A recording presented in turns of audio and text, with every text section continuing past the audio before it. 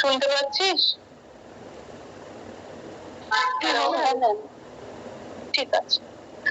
আচ্ছা, আজকে পার্সোনালিটি ডিসঅর্ডারের জায়গাটায় যাব, ওর ক্লিনিক্যাল ফিচার্সটা।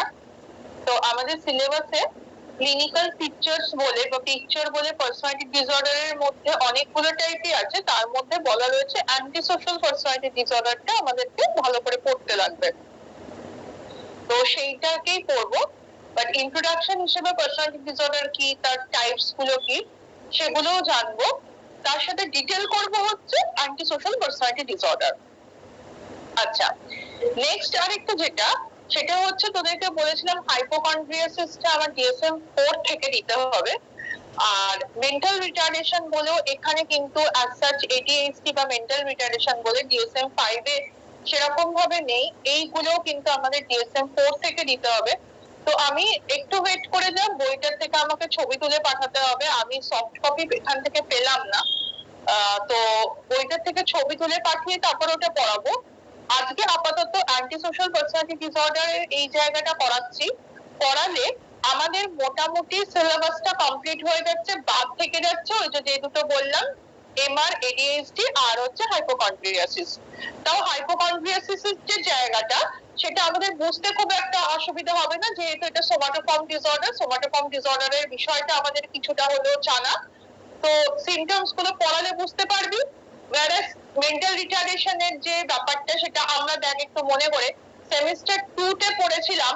ওই ইন্টেলিজেন্সের পার্টটার ওখানে মেন্টাল রিটার্ডেশনের মধ্যে mild, moderate, severe, profound type of mental retardation, ওইগুলোকে আরেকবার দেখতে হচ্ছে ডায়াগনস্টিক ক্রাইটেরিয়া অনুযায়ী। আর ADHD, attention deficit hyperactive disorder, এইগুলো, এই তিনটে জিনিস বাদ দিলে আমাদের পুরো সিমটম ওয়াইজ এই CC8 এর যা সিমটমস রয়েছে ডিসঅর্ডারস গুলো, সেগুলো কমপ্লিট হয়ে যাচ্ছে। বাকি থাকছে ওই তিনটে যেটা বললাম, আর ইটিওলজি গুলো বাকি থাকছে। আদারওয়াইজ সিমটমস এর জায়গা অনুযায়ী এটা কমপ্লিট হয়ে যাবে।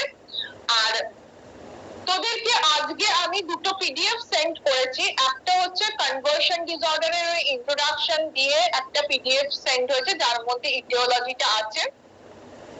আমি ইটিওলজি গুলো একটাও পড়াইনি, কোনোটারই পড়াইনি, তো ওটাকে পড়িয়ে দেওয়া হবে। বাট পিডিএফটা শেয়ার করা রইল, কনভার্সন ডিসঅর্ডারের ইন্ট্রোডাকশন আর হচ্ছে ইটিওলজির জায়গাটা। ওর মধ্যে কিন্তু এই তোর ক্লিনিক্যাল ফিচার্স গুলো পাবি, সেটা DSM-4 TR। ক্লিনিক্যাল ফিচার্স কোনোটাই DSM-4 TR দেখে পড়বি না, DSM-5 টার থেকেই পড়বি। শুধু যেগুলো DSM-5 এ নেই, যেমন সিজোফ্রেনিয়ার টাইপস, তারপরে হচ্ছে MR, ADHD, হাইপোকন্ড্রিয়াসিস, এইগুলো যেগুলো বলছি যে DSM-4 থেকে পড়তে হবে, সেগুলোই শুধু DSM-4 থেকে পড়তে হচ্ছে। বাকি কিন্তু DSM-5 এর যে বইটা শেয়ার করা আছে, ওই বইয়ের ডায়াগনস্টিক পিকচার বা ডায়াগনস্টিক ক্রাইটেরিয়া দেখেই কিন্তু এই ক্লিনিক্যাল পিকচার গুলোকে তোদেরকে লিখতে হবে। আচ্ছা,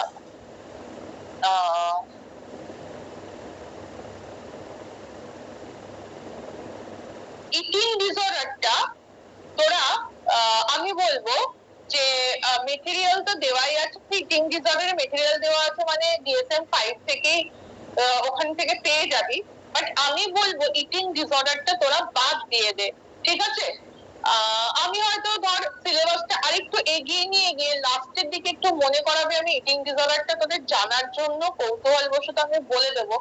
বাট ইটিং ডিসঅর্ডারটা অনেকটা বড় লেন্দি, এতগুলো ডিসঅর্ডারের সাথে পড়তে গেলে তোদের হয়তো অনেকটা কনফিউশন তৈরি হবে, পরীক্ষায় ঠিক মতন করে লিখতে পারবি না। তো যেগুলো যেগুলো পড়ালাম সেগুলোই CC8 থেকে দেখবি, অবশ্যই ইটিওলজি গুলো হবে।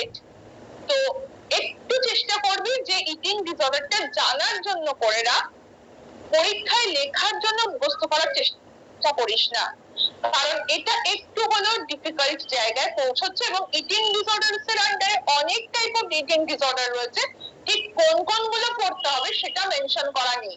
যেমন তোদেরকে এই যে পার্সোনালিটি ডিসঅর্ডার শুরু করছি না, এখানেও অনেক টাইপ অফ পার্সোনালিটি ডিসঅর্ডার আছে, কিন্তু পার্টিকুলারলি মেনশন করে দিয়েছে অ্যান্টি সোশ্যাল পার্সোনালিটি ডিসঅর্ডারটা, সেই হিসেবে আমাদের একটা সুবিধা হয়েছে। বাট ইটিং ডিসঅর্ডারটা করাটা একটু ডিফিকাল্ট হবে, তাই ওটা তোরা বাদ দিতে পারিস। বাট আমি পড়িয়ে দেবো, এখনই পড়াবো না, এই সিলেবাস কমপ্লিট হওয়ার পরে ইটিওলজিতে যাব, ইটিওলজি হয়ে গেলে বাকি যে সিলেবাস পেন্ডিং আছে সেগুলোতে যাব, পড়ানোর পরে লাস্টে একদম ইটিং ডিসঅর্ডারটা পড়াবো। Material provided in the sense এটা ক্লিনিক্যাল শুধু পিকচার করতে হবে, ইটিং ডিসঅর্ডারের কোনো ইটিওলজি আমাদেরকে পড়তে বলা হয়নি সিলেবাসে। ইটিং ডিসঅর্ডারের শুধু ক্লিনিক্যাল পিকচার এবং ক্লিনিক্যাল পিকচার অবভিয়াসলি তোরা DSM-5 এর মধ্যে পেয়ে যাবি। আচ্ছা যাই হোক, এটা গেল। আরেকটা হচ্ছে যে তোর অবসেসিভ কম্পালসিভ ডিসঅর্ডার যেটা পড়িয়েছিলাম, অবসেসিভ কম্পালসিভ ডিসঅর্ডারের সাথে কিছু ওই ডিফেন্স মেকানিজম জড়িত, ঠিক আছে? যাদের অবসেসিভ কম্পালসিভ ডিসঅর্ডারে ভোগে যারা, তারা নিজেরা কিছু ডিফেন্স নেয়। এবার কি কি টাইপ অফ ডিফেন্স নেয় তারও একটা মেটেরিয়াল আজকে সেন্ড করেছি। ওই প্রশ্নগুলো কিন্তু খুব ইম্পর্টেন্ট প্রশ্ন, যে ওই তোর ওই ওসিডি হলে মানুষজন কি কি ধরনের ডিফেন্স মেকানিজম নেয় ওইটা একটু পড়ে রাখবি, ঠিক আছে? ওটা তোদের 5-এর জন্য বল, 10-এর জন্য বল, খুব ইম্পর্টেন্ট একটা এরিয়া, ঠিক আছে? বোঝালাম না এই কারণে, যেহেতু ডিফেন্স মেকানিজমের জায়গাটা আমাদের বোঝা, জাস্ট ডিফেন্স মেকানিজম গুলোই বলা রয়েছে, বাট পার্টিকুলারলি কোন কোন ডিফেন্স মেকানিজম গুলো ওসিডির সাথে অ্যাসোসিয়েটেড সেটাকে মেনশন করা আছে। ওটা পড়লে বুঝতে পারবি, ওটা আর ডিসকাস করলাম না। এই হচ্ছে আমি যা পাঠিয়েছি, যা বলার ছিল অ্যাবাউট CC8 সেগুলো বললাম। এখানে কি কারোর কোনো কনফিউশন অ্যারাইজ হচ্ছে? যা কথাগুলো বললাম একটু রিপ্লাই করবি।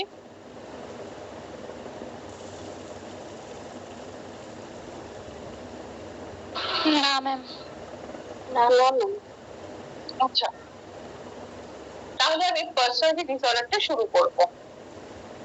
দাঁড়া স্ক্রিনটা শেয়ার করি।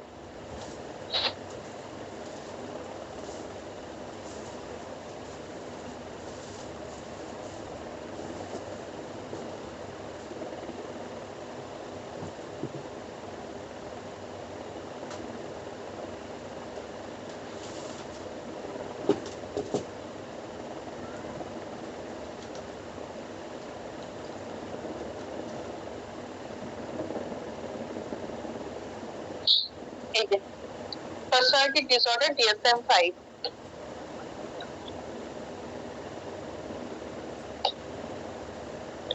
দেখ, এখানে যে জায়গাটা রয়েছে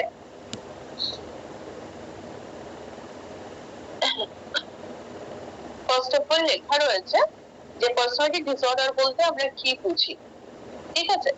দেখ, a personality disorder is an enduring pattern of inner experience and behavior that deviates markedly from the expectations of the individual's culture, is pervasive and inflexible, has an onset in adolescence or early adulthood, is stable over time and leads to distress or impairment.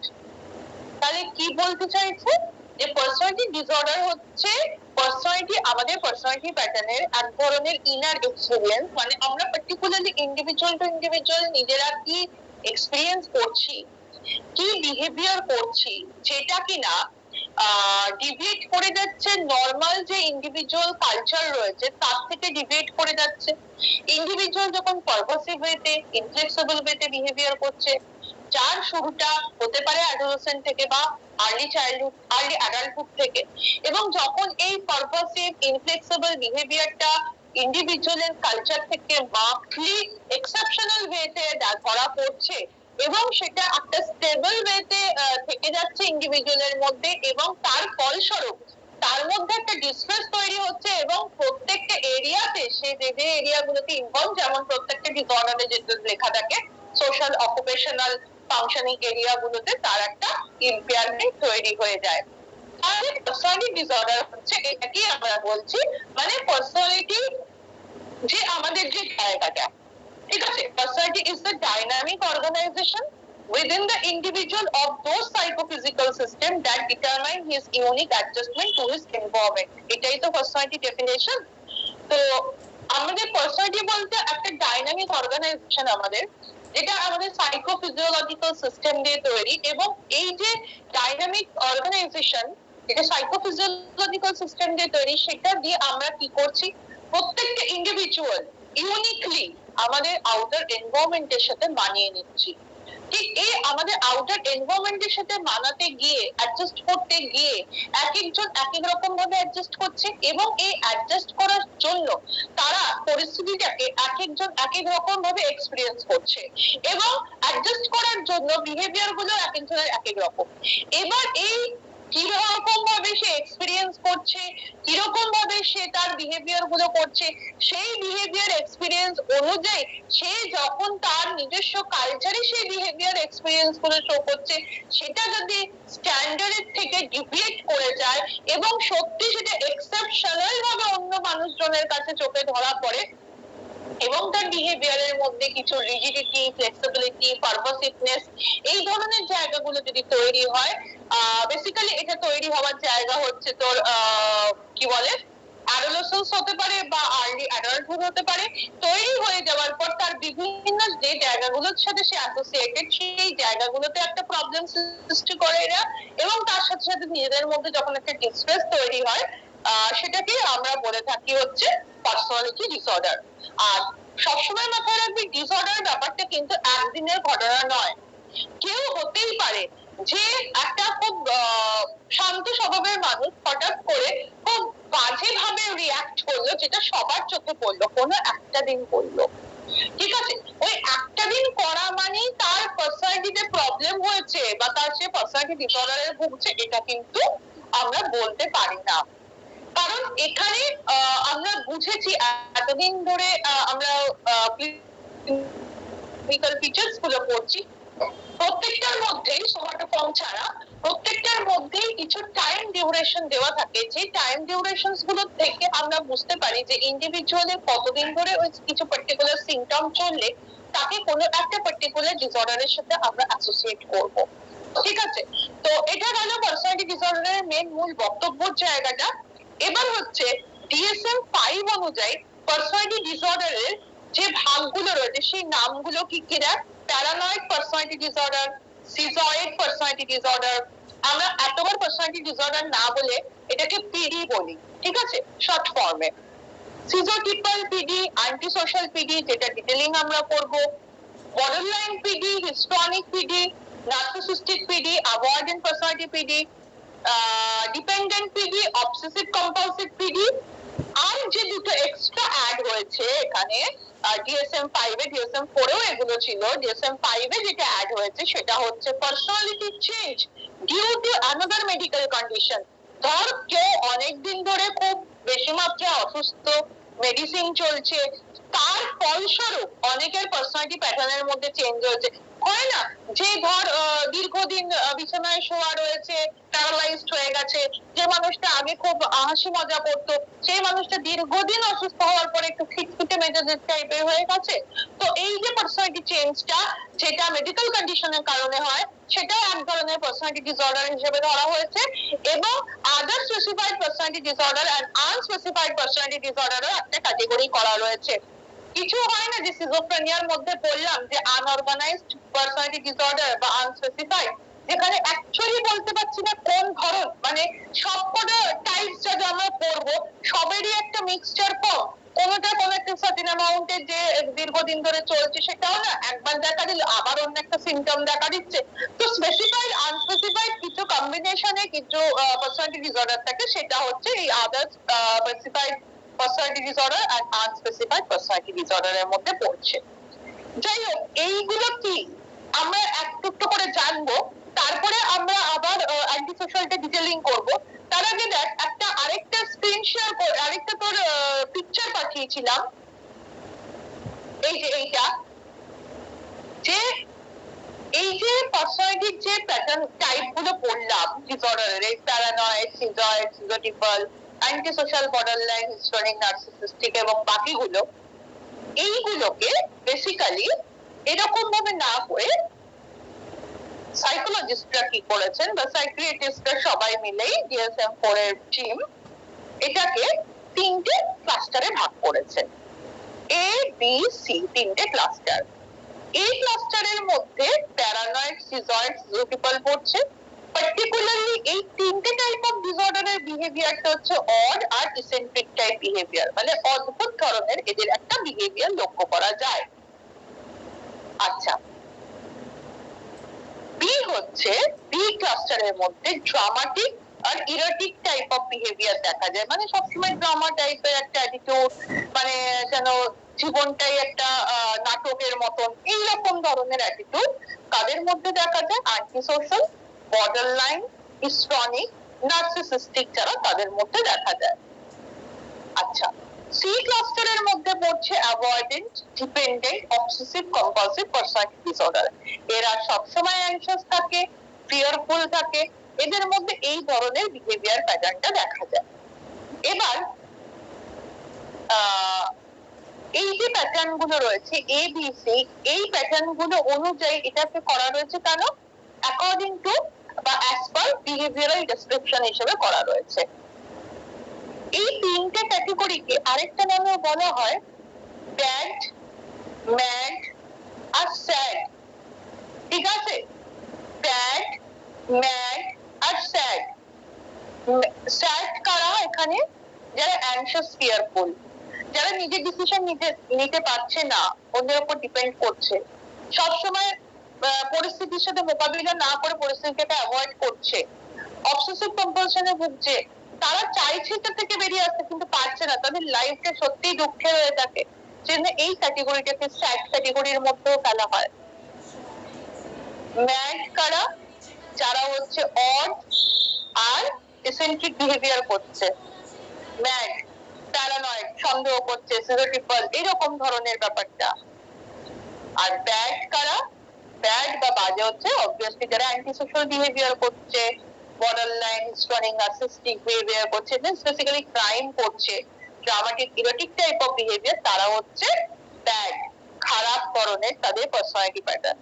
তো তিনটে ক্যাটাগরির মধ্যে bad, mad, স্যাডও অনেকে local term হিসেবে ব্যবহার করে থাকেন নিজেদের বোঝার জন্য। এটা কিন্তু কোনোভাবে DSM-5 বা 4 এ মেনশন নয়, বাট এটা আমরা নিজেদের বোঝার জন্য আমরা এটাকে পড়ে রাখি। এবার এই জিনিসগুলোর মধ্যে কি আছে, মানে প্যারানয়েড বলতে তাদের টাইপটা কেমন হবে, সিজয়েড বলতে তাদের কোন কাজেকে সিজয়েড বলতে, এক একটা করে লাইনে আমরা একটুখানি দেখে নেব। বাট এইটাকে একটু পার্সোনালিটি ডিসঅর্ডারের যদি কাকে বলে বা তার টাইপস গুলো যদি অল ওভার লিখতে দেয়, তাহলে পার্সোনালিটি ডিসঅর্ডার কাকে বলে যে আমি ওই পোর্শনটা থেকে পড়ালাম, DSM-5 এর যে ফার্স্ট পেজটা থেকে পড়ালাম ওইটা, তারপরে এই ক্লাস্টারটা দিবি, দিয়ে এবার যেখান থেকে ওই এক এক করে লাইন দেওয়া ছিল ওইটা যেটা পড়াবো সেই জায়গাটাকে তোরা দিয়ে দিবি, দিয়ে পার্সোনালিটি ডিসঅর্ডার কি আর তার টাইপ গুলো হয়ে যাবে, এবং তারপরে যখন অ্যান্টি সোশ্যালের ক্লিনিক্যাল ফিচার লিখতে দেবে তখন অ্যান্টি সোশ্যালটা তোরা লিখবি। আচ্ছা, প্যারানয়েড পার্সোনালিটি ডিসঅর্ডার কি হবে? প্যারানয়েড মানে আমরা পড়েছিলাম কি, যারা সাসপিশিয়াস হয়, অহেতুকভাবে অন্যকে সন্দেহ করে, তারাই তো প্যারানয়েড। তো এই প্যারানয়েড পার্সোনালিটি ডিসঅর্ডার কি?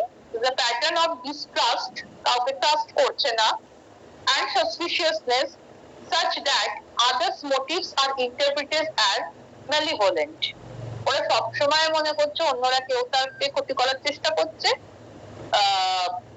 সেই একমাত্র পার্সন যে খুব ভালো তাকে সবসময় ক্ষতি করছে, সবাই ডিসঅনেস্ট, কেউ ভালো নয়, এইরকম তার মনোভাব, যাদের পার্সোনালিটি পিটি হয়েছে, এবং এরা কাউকে বিশ্বাস করছে না, সবসময় এদের সাসপিশিয়াস অ্যাটিটিউড রয়েছে। এবার সিজয়েড পার্সোনালিটি ডিসঅর্ডার কি? সিজয়েড হলে এরা detachment from social relationship and the restricted range of emotional expression.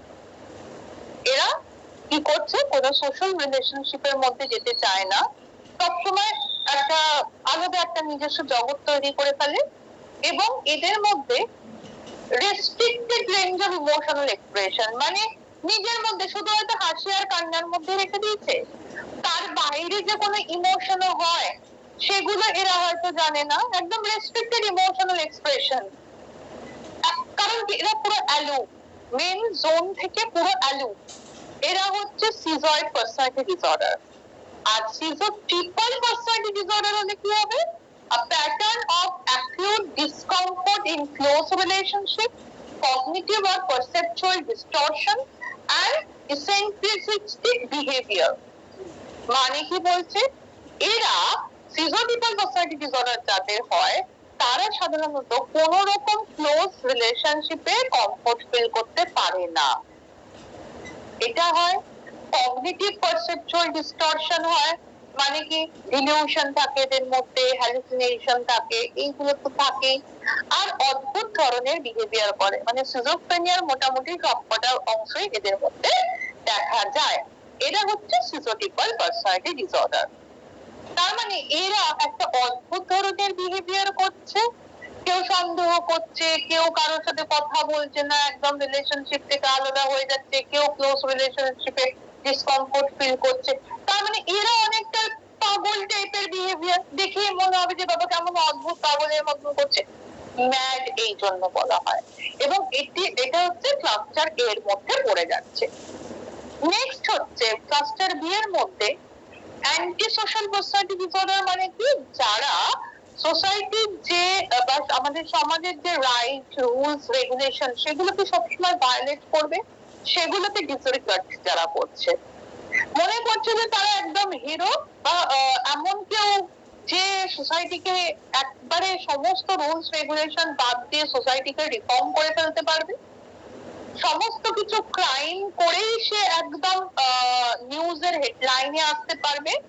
এইরকম ধরনের পার্সোনালিটি প্যাটার্ন যাদের, তারা হচ্ছে অ্যান্টি সোশ্যাল পার্সোনালিটি ডিসঅর্ডারের মধ্যে পড়ছে। বর্ডার লাইনে যারা পড়ে তারা কারা? instability in interpersonal relationships, self image and affect, and marked impulsivity। মানে এই বর্ডার লাইন পিডি যাদের থাকে তারা ইন্টারপার্সোনাল রিলেশনশিপের মধ্যে খুব ইনস্টেবল থাকে, ঠিক আছে? এরা এদের সেলফ ইমেজ অ্যাফেক্ট নিয়ে খুব ব্যস্ত থাকে এবং খুব ইম্পালসিভ হয়, আবেগ প্রবণ হয়ে থাকে। আমাদের যখন টিচাররা এই বর্ডার লাইন পার্সোনালিটি ডিসঅর্ডার পড়াতেন তখন ওনারা বলতেন এদেরকে চিনবো কি করে, যে নরমালি দেখে কি করে বুঝবো যে এদের বর্ডার লাইন পার্সোনালিটি ডিসঅর্ডার থাকলেও থাকতে পারে। দেখবি কিছু ছেলে মেয়ে রয়েছে বা মানুষ রয়েছে তাদেরকে আমরা দেখি যে ওই হাতটা এরকম ভাবে এই ধর ব্লেড দিয়ে কাটা কাটা, মানে ওই জায়গাগুলো ফুলে ফুলে ফুলে ফুলে আছে, ঠিক আছে, ওই ব্লেড দিয়ে কেটে কেটে রেখেছে। এটা কি করে জানিস তো, এরা যখন ইন্টারপার্সোনাল রিলেশনশিপে থাকে তখন ওরা মনে করে আমি যেটা চাইছি সেটা আমার পার্টনারকে তখনই দিতে হবে, যদি না দেয় তাহলে নিজেকে হার্ম করবো। কিন্তু এমন কোন জায়গা হার্ম করছে না যাতে করে তার মানে ডেথ হয়ে যাচ্ছে বা তার খুব বেশি মাত্রা অসুস্থ হয়ে পড়ছে, তা কিন্তু না। এইরকম ধরনের জায়গাগুলোকে আমরা বলছি বর্ডার লাইন পিডি। মানে যারা চাইছে যে রিলেশনশিপে তাকেই প্রায়োরিটি দেওয়া হোক, কেউ যদি তার কথা না শুনলো এতটাই আবেগপ্রবণ হয়ে যাচ্ছে যে নিজেকে হার্ম করার চেষ্টা করছে। এই ধরনের যারা মানুষজন যাদেরকে আমরা দেখছি সেখানে বলে কি যে এদের সাথে অন্তত ক্লোজ রিলেশনশিপে যেও না, ঠিক আছে? এদের সাথে যদি আমরা ক্লোজ রিলেশনশিপে যাই তাহলে সারা জীবনটা সে যেমন নিজেরটা হেল্প করছে তেমনি তার পার্টনারটাও হেল্প করে দেবে। কারণ যদি সব সময় যদি বলতে থাকে যে তুমি এটা করছো না বা এটা করছো না কেন, বা এটা আমার এক্ষুনি চাই, না হলে আমি নিজেকে ক্ষতি করবো, ব্লেড দিয়ে হাত কাটবো পা কাটবো, এগুলো যদি করতে থাকে তাহলে একটা মানুষের মধ্যে সব সময় একটা অ্যাংজাইটি, একটা মানে ডিপ্রেশন, সমস্ত কিছুই একটা হতে থাকে, ঠিক আছে? তো এই বর্ডার লাইন পিডিরা হচ্ছে এই ধরনের মানুষজন। এগুলো তোরা দেখতে পাবি কিছু মানুষের হাতে, এই হাতেই তো মেনলি লক্ষ্য করা যায়, হাতের মধ্যে দেখতে পাবি। আবার অনেকে কি করে যে রিলেশনশিপটাকে কোন একটা পার্টনারকে তার হয়তো পছন্দ হয়েছে, তাকে নিজের মতন করার জন্য সে কি করছে, ওই ধর কিছু লেটার দিচ্ছে, লেটারটাকে দিচ্ছে হচ্ছে ব্লাড, বলছে যে আমি ব্লাড দিয়ে আমার শরীরের রক্ত দিয়ে আমি চিঠিটা লিখছি, কিন্তু ওটা হয়তো রক্ত নয়, ওখানে হয়তো কোনো পশু পাখি কারোর রক্ত দিয়ে চিঠিটা লিখছে, ঠিক আছে? তো ও নিজেকে যাচাই করার চেষ্টা করে এবং বোঝানোর চেষ্টা করে যে দেখো আমি কতটা ইনভলভ এই জায়গাটাতে, মানে ইমোশনাল টর্চারের মতন করে ওরা কি করছে রিলেশনশিপটাতে নিয়ে আসার চেষ্টা করছে, বাট ইনস্টেবল। একটাতে হলো না আরেকটাতে যাবো, আরেকটা হলো না আরেকটাতে যাবো, কিন্তু যেখানে তার কথা শুনবে, তার মতন করে চলবে, সেই হচ্ছে ভালো তার চোখে। এই হচ্ছে বর্ডার লাইন পিডি। ঠিক আছে?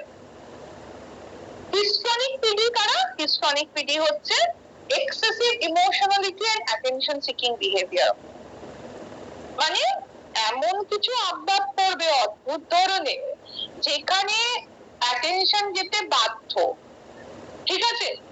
হট করে একটা শান্ত পরিস্থিতির মধ্যে এমন একটা অ্যাক্টিং করে ফেললো, এমন একটা কথাবার্তা বলতে শুরু করে দিল, এই হিস্ট্রনিক পিডি। আমার তো মনে হয় ওই যে সমস্ত তোর যারা ইউটিউবার রয়েছে, বাসে ট্রেনে হঠাৎ করে নাচতে শুরু করে দিল, এ করতে শুরু করে দিল, ওদের মধ্যে বোধহয় হিস্ট্রনিক পিডি আছে, দেখলে আমার যা মনে হয়।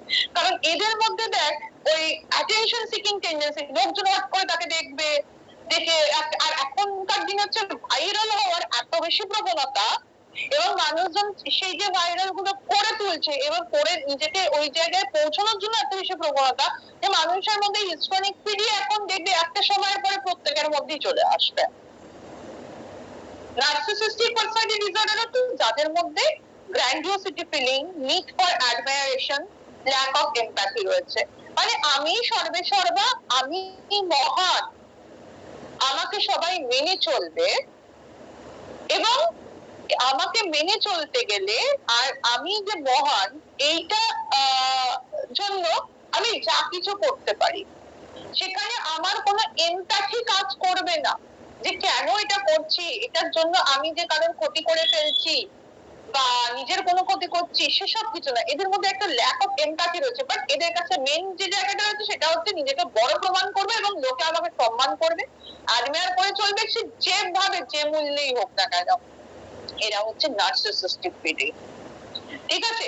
তাহলে এই যে তোরা দেখতে পাচ্ছিস নার্সিসিস্টিক, বর্ডারলাইন, অ্যান্টিসোশ্যাল আর হিস্ট্রনিক, এরা হচ্ছে ক্লাস্টার বি, আর এরা হচ্ছে ব্যাড, খারাপ।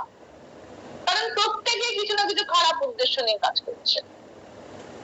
আর ক্লাস্টার সি এর মধ্যে পড়ছে অ্যাভয়েডিং পার্সোনালিটি ডিসঅর্ডার। কি? এদের সাধারণত সোশ্যাল ইনহিবিশন হয়, এরা সবসময় ইনঅ্যাডিকুয়েসি ফিলিং এ ভোগে, এরা খুব হাইপার সেনসিটিভ হয়, নিজেদেরকে নেগেটিভ ইভ্যালুয়েট করতে থাকে যে আমি কিছুই পারি না, কিছুই জানি না, কেউ আমাকে অ্যাকসেপ্ট করে না, আমি হয়তো যোগ্য নই, এইরকম ফিলিং যাদের রয়েছে, তারা তাদের মধ্যে কি রয়েছে? অ্যাভয়েডিং পিডি রয়েছে। আর ডিপেন্ডেন্ট পিডি হচ্ছে যারা নিজেদের ডিসিশন নিজেরা নিতে পারে না, যারা সব সময় অন্যের উপর ডিপেন্ডেন্ট। এটা বেসিক্যালি হয় কি জানিস তো, যারা সব সময় বাবা মার ডিসিশনের উপর ডিপেন্ড করে থাকে, যে আমার গার্জেন কি বলছে সেই অনুযায়ী চলবো, আমি গার্জেনটাকে জিজ্ঞেস করব তারপরে।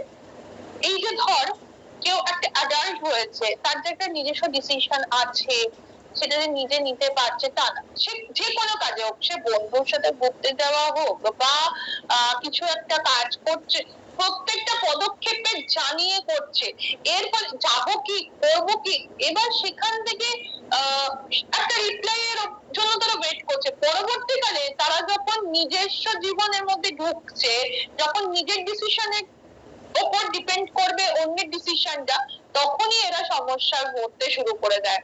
কারণ এরা নিজেরটা ডিসিশন নিজে নিতেই পারে না, এতটা বেশি ডিপেন্ডেন্ট অন আদার।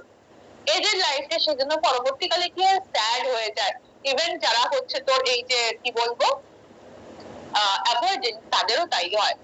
অবসেসিভ কম্পালসিভদের তো হবেই, কারণ এরা যে পারফেকশন সবকিছুতে, প্রি অকুপেশন থট, বারবার যে অ্যাকশনস গুলো, কম্পালশন গুলো, যেগুলো থেকে বেরিয়ে আসতে চাইছে কিন্তু কোনো ভাবে বেরোতে পারছে না, কারণ মনে করছে যে যদি আমি এই কাজগুলো না করি হয়তো বড়সড় কোনো ক্ষতি হয়ে যাবে, বা এইগুলো না করলে তার হাইজেনিক প্রবলেম হয়ে যাবে। এই যে থটস গুলো, এইগুলো থেকে বেরিয়ে আসতে পারছে না, তার ফলে দিনের পর দিন তারা একটা অসুস্থ জায়গার মধ্যে অসুস্থ হয়ে পড়ছে, সেটা তারা বুঝতে পারছে।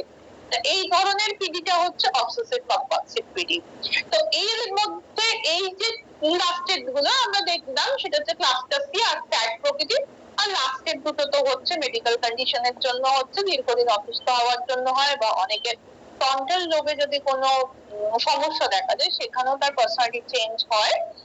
আর ইন্ডিভিজুয়াল পার্সোনালিটি প্যাটার্নের মধ্যে অনেক সময় কোন ক্রাইটেরিয়ার মধ্যে পড়ছে, কোন সেক্টর মধ্যে পড়ছে, এই যে ডিসঅর্ডার গুলো বললাম সেগুলো সবসময় স্পেসিফাইড করা যায় না, তখন সেটা একটা ক্যাটেগরির মধ্যে পড়ে যায়। তো এটা গেল হচ্ছে কি কি ধরনের পার্সোনালিটি ডিসঅর্ডার আছে তার টাইপ গুলো। ঠিক আছে, বোঝাতে পেরেছি? ম্যাম বল। ম্যাম এই যে বর্ডার লাইন পিডিরা রয়েছে এরা কি এই যে সেলফ হার্ম করে, এইটা কি মানে অ্যাটেনশন সিকিং এর জন্য করে, মানে কনশিয়াসলি করে নাকি আনকনশিয়াসলি করে? কনশিয়াসলি করে একদম। আর যে আমি ওরকম ভাবে ব্লেড দিয়ে হাত কাটবো বলছো এবং সেটা করছো। ম্যাম করছে কি সবার সামনে বলে নাকি? হয়ও না, ওরা দুটোই করে, সবার সামনেও করে পেছনেও করে, সবই করে। কিন্তু কখনোই তুই দেখবি না ওই যে হাতের যে আমাদের তালুর নিচের অংশটা যেখানটা কাটলেই মরবে সেখানটা কাটে না।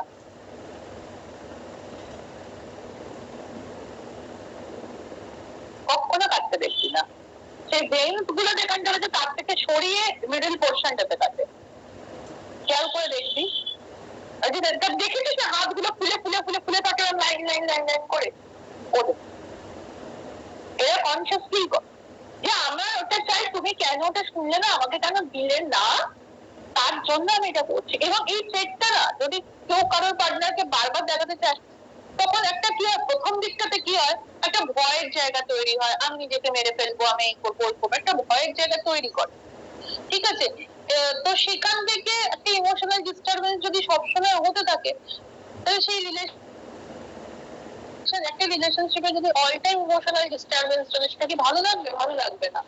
তো সেই জায়গাটাই বলে কি তাদের সাথে কোনো রিলেশনশিপে না যেতে, এই কারণেই বলে। আর কি বলবি বল?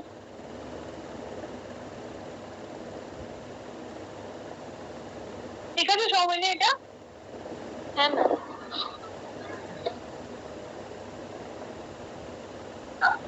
আচ্ছা তাহলে আমি নেক্সট যেটা আছে অ্যান্টি সোশ্যাল ওটাতে যাচ্ছি।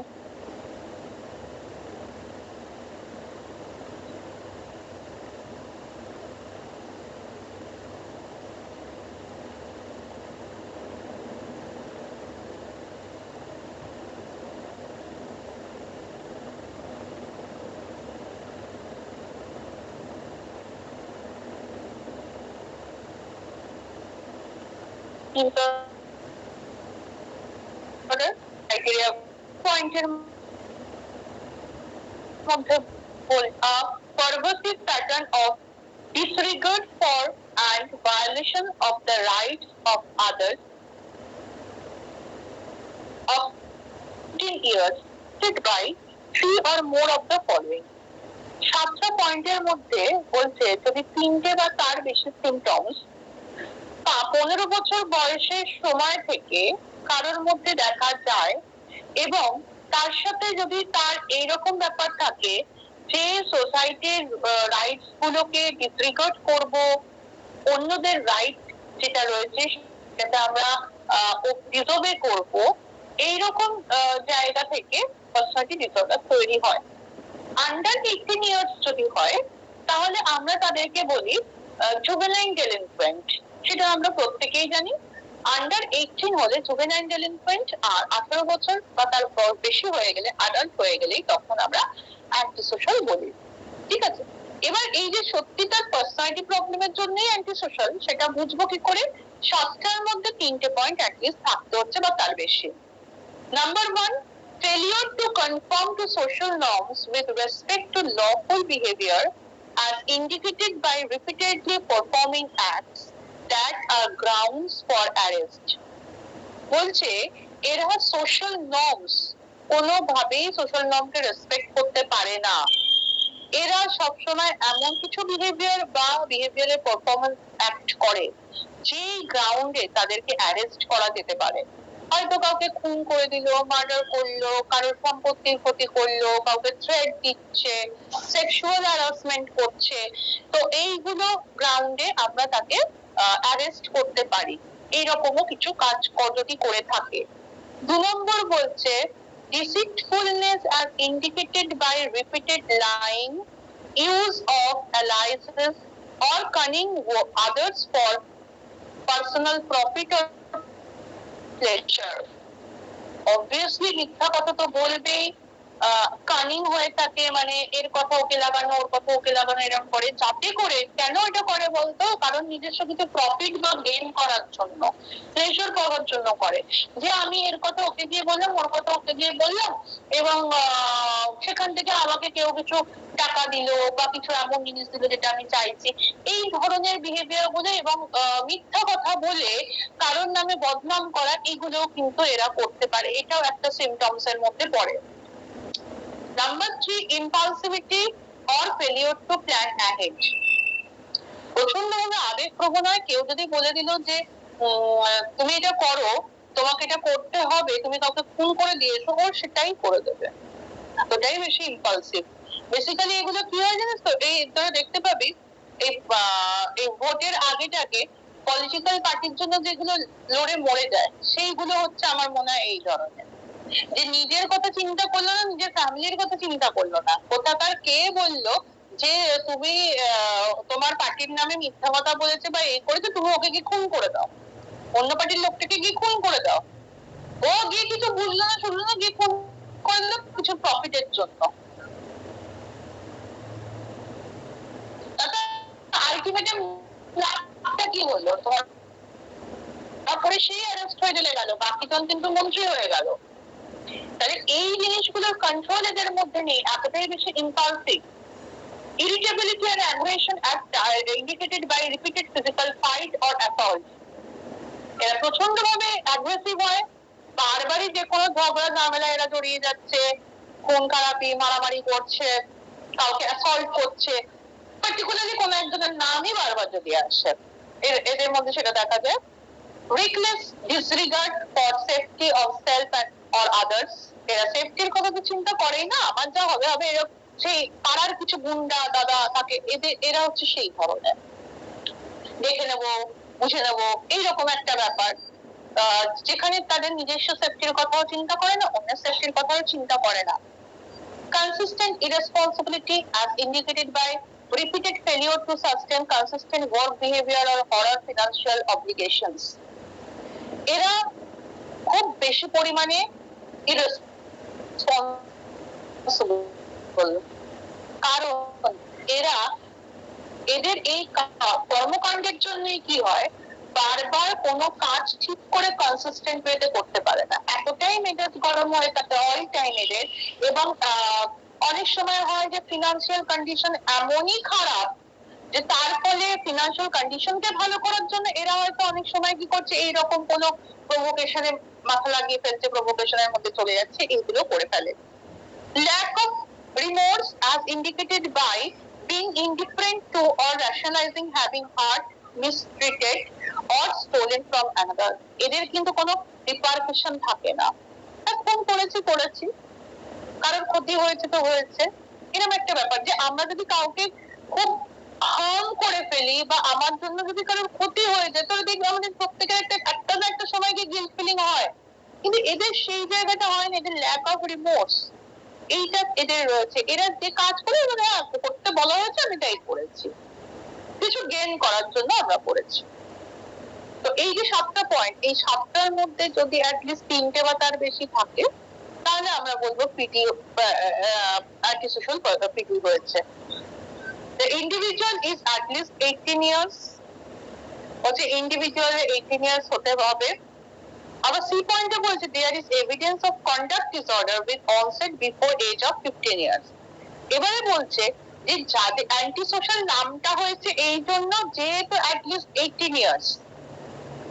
আবার পরের পয়েন্টে বলছে যারা 15 ইয়ার্স এ এগুলো করছে তাদেরকে আমরা এগুলো বলতে পারি যে তাদের কন্ডাক্ট ডিসঅর্ডার হয়েছে, আচার আচরণের মধ্যে কোনো সমস্যা থেকে এরা করছে, সেজন্য তাদের এই যে 15 বছর বা 15 বছর নিচে যদি কেউ ধরা পড়ে না, তাদেরকে কারেকশন হোমে পাঠানো হয়, ঠিক আছে, সেম প্রবলেমের জন্য ধরা পড়লে কারেকশন হোমে পাঠানো হয়। আর the occurrence of antisocial behavior is not exclusively during the course of schizophrenia or bipolar disorder. অনেক সময় schizophrenic পেশেন্টরা কি করছে, তোর কাউকে হার্ম করছে, কেন হার্ম করছে, তার তো 3টে দিকই নষ্ট হয়ে গেছে, কগনিশন, ইমোশন, তারপর হচ্ছে অফেকশন, তিনটেই নষ্ট। তার জন্য সে করছে, কিন্তু এদের বুদ্ধির জায়গাটা ঠিক আছে, কগনিশন ঠিক আছে, শুধু ইমোশনের জায়গাটা খুব ইম্পালসিভ, সেটা থেকে অদ্ভুত অদ্ভুত বিহেভিয়ার করে ফেলছে। বাইপোলারের মতন কিন্তু একে বলতে পারি না যে ম্যানিক বা ডিপ্রেশন থেকে করছে, কিছুই নেই, বাট এরা এই ধরনের, তার জন্য এটা করছে। এবং কতদিন ধরে চলবে? ওই যে বলছে শুরুটা হয়ে গেলে ক্রাইম তো ক্রাইমই, একবার করলেও ক্রাইম, দুবার করলেও ক্রাইম, ক্রাইম ক্রাইমই হয়। তো এটার ডিউরেশন কিছু বলা নেই, তাই এই জন্যই ক্রাইম বলেই এটাকে বলা নেই। জাস্ট এখানে বলেছি যে প্রবলেম গুলো বললো 7টা সিমটমস, এই 7টার মধ্যে যদি 3টে বা তার বেশি থাকে, 18 বছর হতে হবে, 15 বছরের মতন হলে তাহলে কন্ডাক্ট বিহেভিয়ারের আন্ডারে ফেলে দেওয়া হবে। আর এই যে সিমটমস গুলো, সাথে অনেক সময় যারা সিজোফ্রেনিয়া হয় বা বাইপোলার হয় তাদের মতো দেখা যায়, এইগুলো কিন্তু তাদেরকে আমরা অ্যান্টিসোশ্যাল বলবো না। কারণ সিজোফ্রেনিয়ার মধ্যে যেটা বললাম তোদেরকে, ওদের 3টে জিনিসই স্প্লিট হয়ে গেছে, তার জন্য করছে।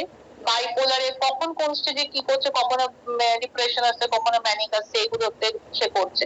কিন্তু এখানে তো এরা কনসিয়াসলি করছে, এই জায়গাটা কোনো আনকনসিয়াস জায়গায় গিয়ে করছে না অ্যান্টিসোশ্যাল বিহেভিয়ার, পুরো ঠান্ডা মাথাতেই কাজগুলো করে এরা। শুধুমাত্র কারোর প্রভোকেশন হয়ে করছে, ইম্পালস থেকে কন্ট্রোল করতে না পেরে করছে, পার্সোনাল প্রফিট গেনের জন্য এরা করছে। এটা হচ্ছে তোর অ্যান্টিসোশ্যাল পার্সোনালিটি ডিসঅর্ডারের ডায়াগনস্টিক ফিচার। ঠিক আছে, এই তো জিনিস বোঝা গেল কি?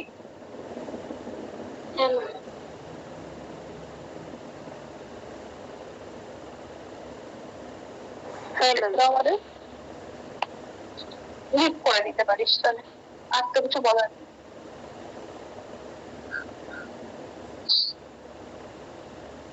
Thank you ma'am. ওকে, হ্যাঁ।